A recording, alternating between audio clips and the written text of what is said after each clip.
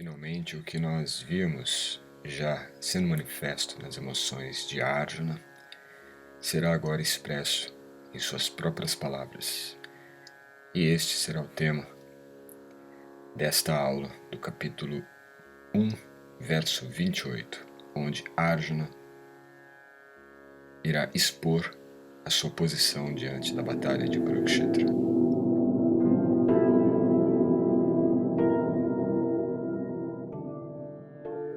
Om Namo Bhagavate Vasudevaya. Om Namo Bhagavate Vasudevaya. Om Namo Bhagavate Vasudevaya. Verso 28 do capítulo 1 do Bhagavad Gita, como ele é, de Bhaktivedanta Swami Prabhupada, nós temos então mais uma fala de Arjuna, após ele ter pedido para Krishna levar a quadriga para o meio do campo de batalha, que ele queria ver quem eram os exércitos ali expostos. E então ele diz, Arjuna Uvacha Drishte Annan Swajanam Krishna. Arjuna Uvacha Drishtve Man Swajanam Krishna Yuyutsum Samupashtitam Siddhanti Mama Gatrani Mukham Cha Parishusyati.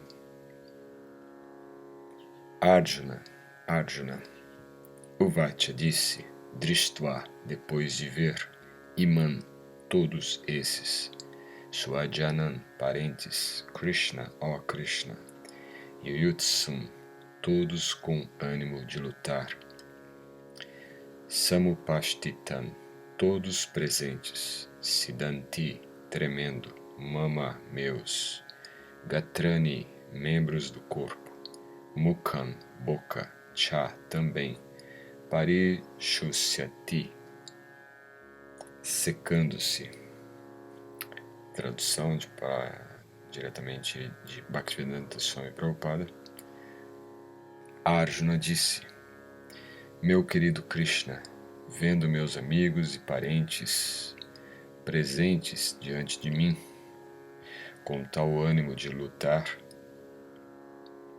sinto os membros de meu corpo tremer e minha boca secar. Qualquer homem que tenha devoção genuína pelo Senhor possui todas as boas qualidades que são encontradas em pessoas divinas ou nos semideuses, enquanto o não devoto, ainda que avançado por sua educação e cultura nas qualificações materiais, carece de qualidades divinas. Como tal, Arjuna, logo depois de ver os seus familiares, amigos e parentes no campo de batalha, foi dominado imediatamente pela compaixão por eles, que tinham decidido lutar entre si.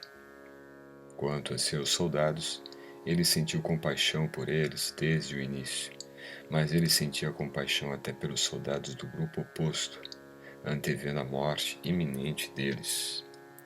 E pensando assim, os membros do seu corpo começaram a tremer e a sua boca secou. Ele estava mais ou menos assombrado de ver o espírito de luta deles. Praticamente toda a comunidade, todos os parentes consanguíneos de Arjuna tinham vindo lutar com ele. Isto transtornava um devoto tão benévolo como Arjuna. Embora não se mencione aqui, ainda assim pode-se imaginar facilmente que não apenas os membros corpóreos de Arjuna estavam tremendo e a boca secando, como também ele chorava de compaixão. Estes sintomas em Arjuna não se deviam à fraqueza, mas ao seu bom coração, uma característica de um devoto puro do Senhor. Por isto, está dito, aquele que tem devoção inabalável pela suprema personalidade de Deus tem todas as boas qualidades dos semideuses, mas aquele que não é um devoto do Senhor tem só qualificações materiais que são de pouco valor. Isto é porque ele está pairando no plano mental e é certo que será atraído pela deslumbrante energia material. Srimad Bhagavatam, 5º canto, capítulo 18, verso 12. Voltando aqui ao verso, tradução. Arjuna disse: Meu querido Krishna, vendo meus amigos e parentes presentes diante de mim com tal ânimo para lutar, sinto os membros de meu corpo tremer e minha boca secar.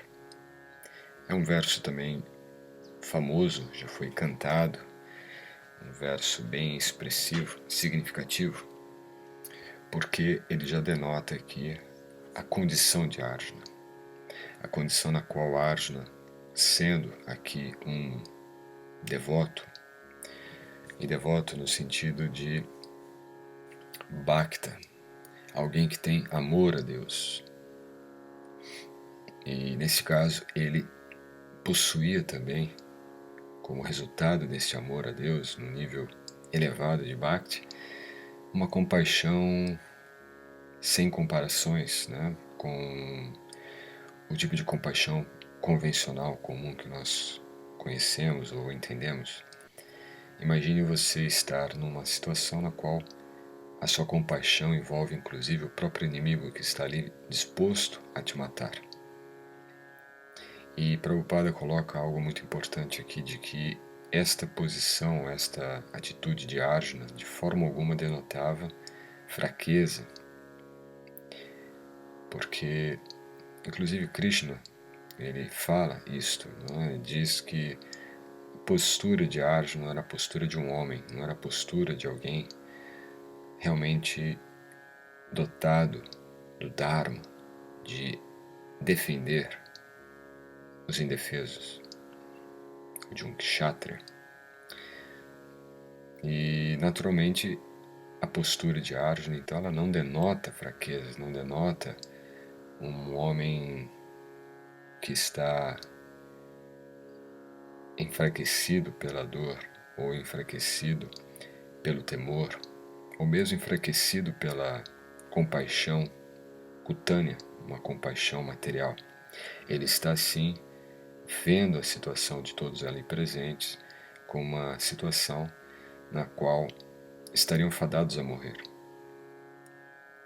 E um sintoma que é muito comum naqueles que desenvolvem então um nível de consciência de não ver mais os outros como corpos, ou como matérias, ou como objetos, mas ver a todos como almas espirituais, e mais que isto, almas espirituais que estão integradas com a causa original, com Deus, com o Supremo.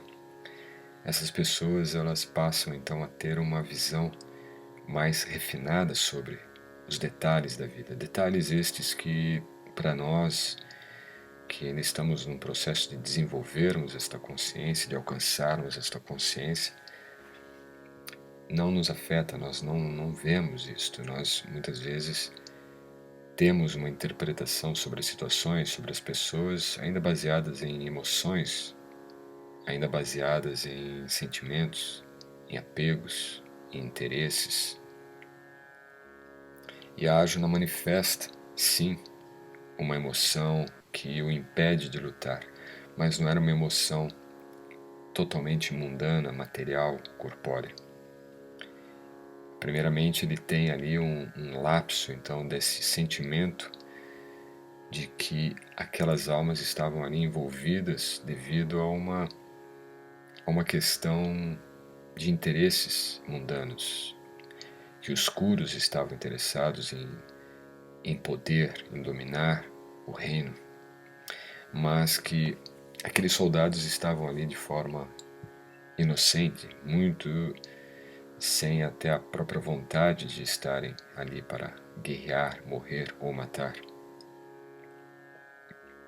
Então, primeiramente, Arjuna tem essa visão, uma visão, diríamos, até santificada, uma visão pura. E à medida que decorre aqui o discurso, nós vamos ver no diálogo, aí sim ele começa a manifestar a confusão. Então, primeiramente, ele tem essa visão integral e até mesmo una da qual todos esses soldados, combatentes e familiares estavam ali, eram almas espirituais. E após isto, então, ele começa a manifestar já uma identificação com estas entidades, com estes seres, com essas pessoas, amigos, parentes, soldados. Mas o primeiro sentimento de Arjuna é o que Prabhupada descreve aqui, um sentimento realmente de compaixão profunda. E depois ele começa a justificar essa compaixão. E é o que nós veremos ainda futuramente aqui nos próximos versos. Não vou adiantar isto agora. Mas nesse momento, no verso 28, o que ele está manifestando é um estado de compaixão pura que, para nós, muitos de nós, ainda não presenciamos isso, ainda não temos este nível refinado de percepção da nossa consciência sobre a matéria, sobre os seres, sobre a natureza. Certamente você deve ter notado aqui uma palavra interessante, não é? Yuyutsu, todos com ânimo de lutar. E sim, Juju, né? Juju é a raiz da qual deriva a palavra Jiu-Jitsu. Para muitos que não sabem, o Jiu-Jitsu ele tem origem nas artes de luta védica. Mas também temos aqui o Vati Dristva, isto, a palavra Dristva, depois de ver. E Dristva é uma palavra importante porque é um verbo, não é? Ver, Dristi, ver. E é a mesma raiz para Darshan. Darshan é ver também, mas ver com os olhos espirituais, o Darshan. Por isso existe o Darshan da deidade, de você ir até o templo e ver, tomar o Darshan, tomar então a possibilidade de ver o Ser Supremo para além dos elementos materiais que compõem aquela estátua, aquela forma, aquela deidade. Este é o Darshan. Mas aqui nós vemos que Krishna coloca Arjuna entre os dois exércitos e Arjuna, ele está Dristva. Ele viu quem eram os combatentes ali presentes. Um ponto que geralmente em alguns textos e alguns significados de Prabhupada, e isso não é nenhuma falha, mas é importante tentarmos aclarar, não é, no contexto em que nós estamos. Prabhupada escreveu o Bhagavad Gita como ele é, ainda na década de 50, início da década de 60, na Índia. Ele tem naturalmente um contexto muito mais local, né? Tanto para o povo indiano como também para os americanos aos quais se dirigiu esta obra, os ingleses, ou aqueles que leriam em língua inglesa, principalmente. Mas então havia um contexto bem específico de, diríamos, separar o joio do trigo, não é? E o que nós vemos aqui às vezes pode soar um pouco estranho, talvez, mas naturalmente não há nada de estranho. Quando nós vemos aqui, por exemplo, no próprio Bhagavatam, né? Mas para aquele que não é um devoto do Senhor, tem só qualificações materiais, que são de pouco valor. Isto é porque ele está pairando no plano mental e é certo que será atraído pela deslumbrante energia material. Para quem lê a primeira vez alguma citação dessas, do Bhagavatam, e alguns pontos talvez Prabhupada coloque, né, ele até mesmo inicia, qualquer homem que tenha devoção genuína pelo Senhor possui todas as boas qualidades que são encontradas em pessoas divinas ou nos semideuses, enquanto o não devoto, ainda que avançado por sua educação e cultura nas qualificações materiais, carece de qualidades divinas. O que está sendo dito, então, em ambos os dois pontos, tanto no início do texto como também no final, na citação do Bhagavatam, se refere a uma questão qualitativa da consciência.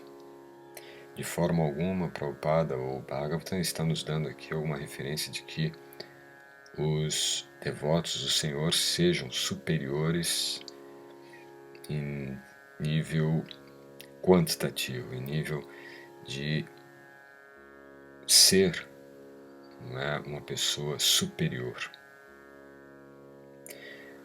Naturalmente, em termos qualitativos, nós podemos ter uma consciência que seja capaz de, em vez de se deter, de se limitar às condições materiais ou às condições mentais, às condições emocionais que regem, e é fácil de entender que todos os nossos atos ainda são regidos pelos gunas, pelos modos da natureza material, como nós veremos ainda no capítulo 14, bem lá na frente.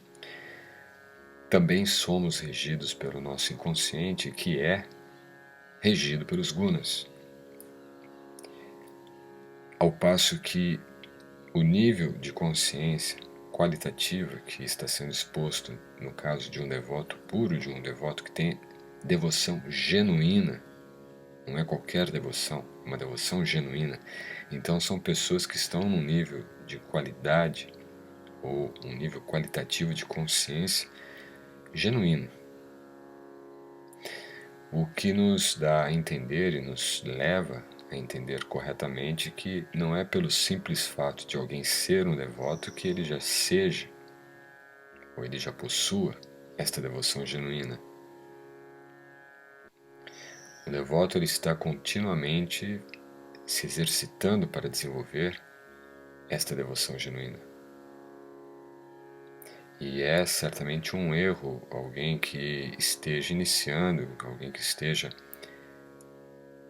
posicionado nesta prática devocional em Bhakti Yoga, pelo simples fato de estar já se considerar um devoto genuíno.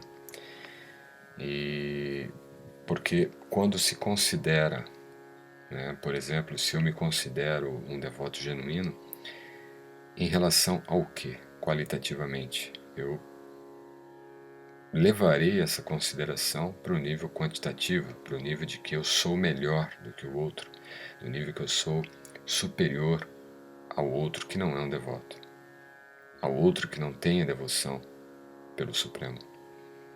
Então é um cuidado que devemos ter, e que não é apenas um cuidado gramatical ou semântico do texto, mas sim um cuidado realmente filosófico e prático. Porque certamente quem está assistindo essas aulas, esses vídeos e acompanha nosso canal, muitos não são devotos, muitos não são praticantes de Bhakti ainda. E o interesse nem é diretamente conduzir a isto, tudo está no controle do Supremo. E se você ainda não é um devoto, se você não está praticando e tem o interesse, ótimo. Mas se você está acompanhando os vídeos e não tem interesse algum em se tornar um devoto, apenas quer conhecer o Bhagavad Gita e entender a filosofia, ótimo. Não há nenhum problema nisto. Porque o conhecimento é que transforma, quando posto em prática, a qualidade da nossa consciência. E é muito mais provável que alguém que esteja com esta atitude desde o início desenvolva esta genuína devoção, do que alguém que não tem o interesse pela filosofia ou mesmo de colocar a sua prática mais alinhada com os princípios filosóficos do Bhagavad Gita e venha a se julgar alguém, então, dotado dessa devoção genuína. Porque, como eu disse, a devoção genuína é um nível qualitativo da consciência e não é um nível quantitativo do ego. Exemplificando mais uma vez, o fato de eu ter devoção genuína me tornará mais humilde perante os demais. Porque eu sei que todos qualitativamente têm condições de desenvolver esta mesma devoção genuína. Ao passo que, se eu não tenho esta humildade, eu considerarei quantitativamente, quer dizer, eu tenho uma quantidade maior de devoção genuína que o outro. Então, só esse ponto que eu gostaria de ressaltar de forma um pouco mais pragmática para vocês que estão acompanhando esses vídeos, para não ficar numa interpretação aberta, uma interpretação aberta no sentido de virem interpretações equivocadas, né? E manter isso numa interpretação fechada, já que uma interpretação fechada, uma compreensão limitada do significado disto, é justamente ter uma compreensão quantitativa do que é devoção genuína e não uma compreensão qualitativa do que é essa devoção genuína. E naturalmente Prabhupada está citando isto em termos de devoção genuína porque Arjuna é alguém dotado desta devoção genuína. E o primeiro detalhe que nós poderíamos ver de distinção entre isto, né, é o fato de Arjuna ter uma devoção genuína e muitos de nós ainda não termos e considerarmos do ponto de vista quantitativo e não qualitativo, é o tipo de sentimento ou de emoção manifesta se fôssemos estar no lugar de Arjuna neste verso. Quer dizer, certamente nós teríamos uma posição não apenas de compaixão profunda e refinada, mas sim um temor, né? Eu perderei minha vida, eu poderei morrer aqui nesse campo de batalha. Então, muito mais uma identificação e um apego corpóreo do que realmente um desenvolvimento qualitativo da consciência. Então, esse é o verso 28. Na próxima aula veremos o verso 29, onde Arjuna continua a expor a sua dificuldade de lutar. Até o próximo vídeo. Hare Krishna.